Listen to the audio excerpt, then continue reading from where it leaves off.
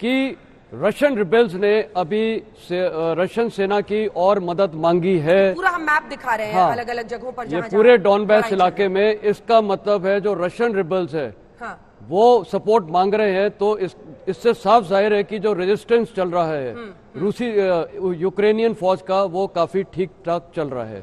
अब चलते हैं कीव में।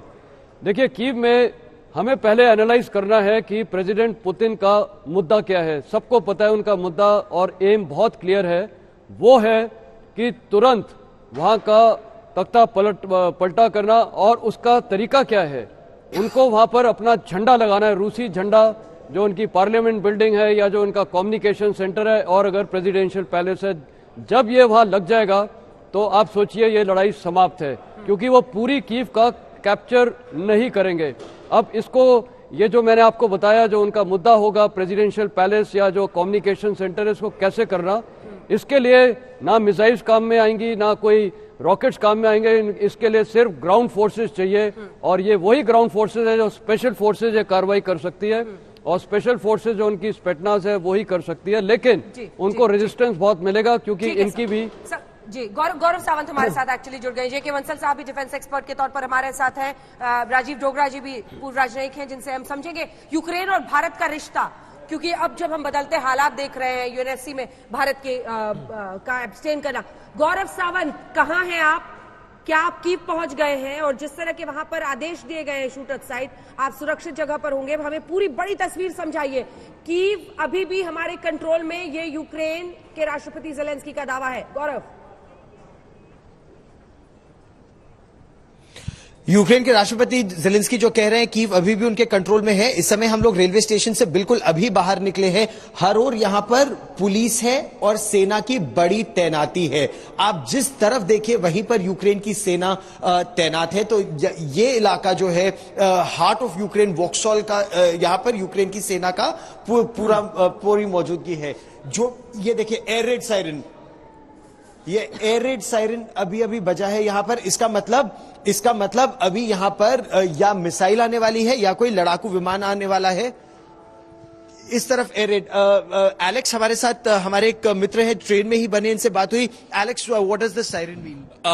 That means that there is like rockets or a bomb or an airplane is coming here. It's scary. I've never heard it in my life before.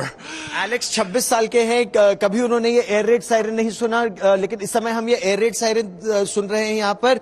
और लोगों से, जो यहाँ की पुलिस है, उसका ये कहना है जैसे ये एयर रेड सायरन सुने आप सबसे पास के बंकर में चले जाए। अच्छा, सवेरे से जब से हम यहाँ पहुंचे हैं, अब से थोड़ी देर पहले, लड़ाकू विमान ऊपर से, बहुत ज्यादा बादल है तो आपको लड़ाकू विमान तो नहीं दिखेंगे, लेकिन उनकी गड़गड़ाहट लगातार सुनाई देती है और रॉकेट और मिसाइलों की आवाज की उस तरह से सुनाई दे रही है। एकाएक धमाके होते हैं वो सुनाई देता है, लेकिन कुछ दूरी पर।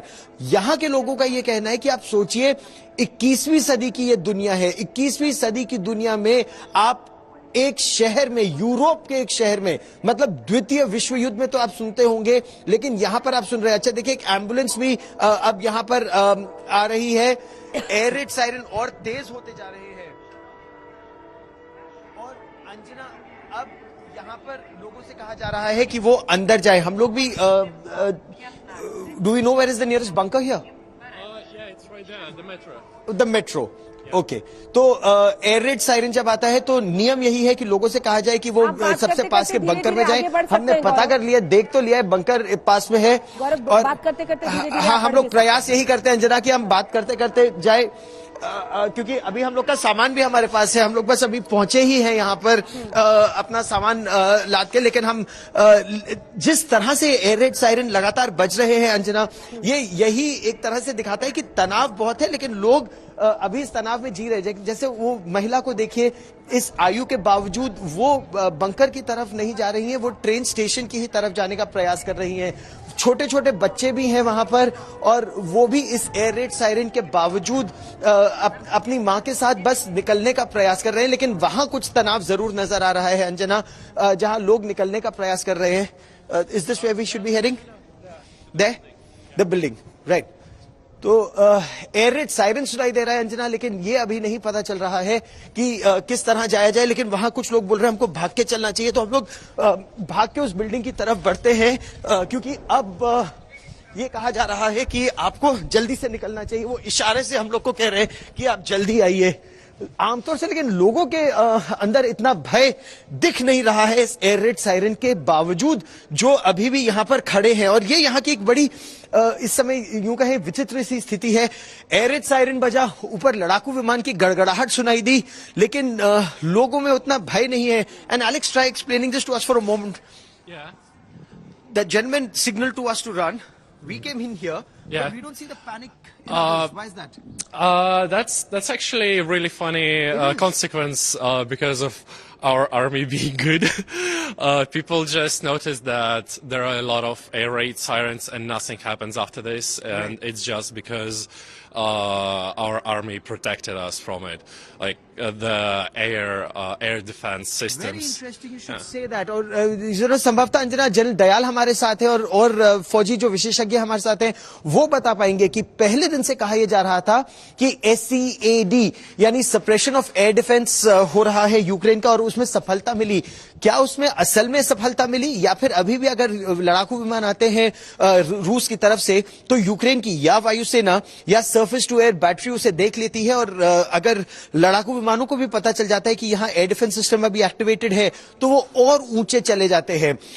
ये बहुत दिलचस्प होगा अगले कुछ दिनों में यह पता करना कि सप्रेशन ऑफ एयर डिफेंस पूरी तरह से हुआ नहीं है संभवतः, खासतौर पर यूक्रेन मतलब खासतौर पर राजधानी कीव और कीव के आसपास। संजना ठीक है दयाल साहब जल्दी से कमेंट उस पर बताना चाह रहे हैं। देखिए गौरव, ये तो यूक्रेनियन स्ट्रैटेजी है ना, जो उनकी हैवी डिफेंस सिस्टम्स है, एडी सिस्टम्स हैं जैसे S-300 वगैरह, वो टारगेट की जा सकती है। लेकिन जो शोल्डर फायर्ड हैं, जैसे उनके पास भी इग्ला 2M है, उनके पास भी स्टिंगर मिसाइल्स हैं, जो इस किस्म के उनके पास एडी सिस्टम्स हैं, वो अपॉर्चुनिस्ट हैं और वो इफेक्टिव हैं, ऐसी बात नहीं है। तो उनको स्प्रेस रखा है खुद पर्पसली, स्ट्रैटेजिकली, वो फेजेस में खोलेंगे। हाँ। तो अभी है, ऐसा नहीं है कि कंप्लीट एयर स्पेस जो है वो फ्री फॉर ऑल है जैसे हमारा था बांग्लादेश में, अभी वो हालत नहीं है। उनके पास कैपेबिलिटी है, लेकिन इतनी कैपेबिलिटी नहीं है जहां भी खुलेगी एयर डिफेंस उनका, वहीं रशियन जो है फिर स्ट्राइक करेंगे। ये जो साउंड है उसका क्या मतलब होता है? ये देखिए जो सवाल उठा है, हाँ। मैं इस पे सिर्फ एक ही चीज बोलूंगा कि अफगानिस्तान से मैं आपको एक एग्जांपल दे सकता हूं।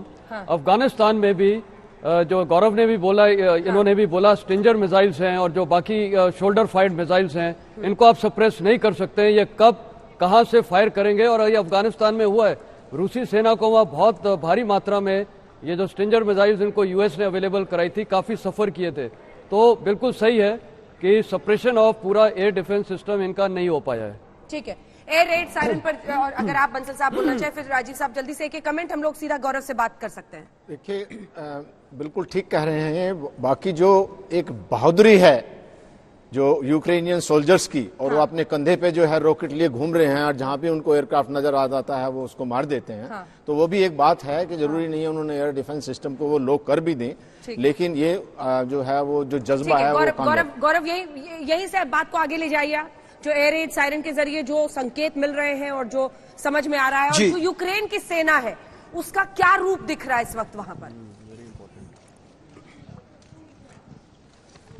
यूक्रेन की सेना तो हर मोर्चे पर लड़ रही है, यूक्रेन की सेना और यूक्रेन की जनता। अच्छा, और यहाँ इस समय भी यूक्रेन के कई सैनिक यहाँ पर आए हैं और लोगों को ये वो सलाह दे रहे हैं कि वो अंदर जाएं, उनसे बात कर करके कह रहे हैं। अच्छा, और राजधानी से यूक्रेन की सेना अब सीमाओं की तरफ बढ़ रही है उनकी रक्षा के लिए। हम लगातार ये देख रहे हैं अंजना, इस पूरे क्षेत्र में कि जो यूक्रेन की सेना है उसने अभी अपने हथियार नहीं डाले हैं, वो मोर्चों पर डटे हैं और जनता उनके साथ है। हम लोग भी एक ऐसी ही मिलिशिया से बात करने का प्रयास भी यहां पर कर रहे हैं। यहां पूरी तरह से कर्फ्यू है, मतलब अगले आधे घंटे तक कोई स्टेशन से बाहर नहीं निकल सकता। जैसे ये एयर रेड सायरन आया उसके बाद हमने 2 लड़ाकू विमानों की एक के बाद एक आवाज भी सुनी, लेकिन उसके बाद कुछ हुआ नहीं और संभवतः वो विमान निकल गए।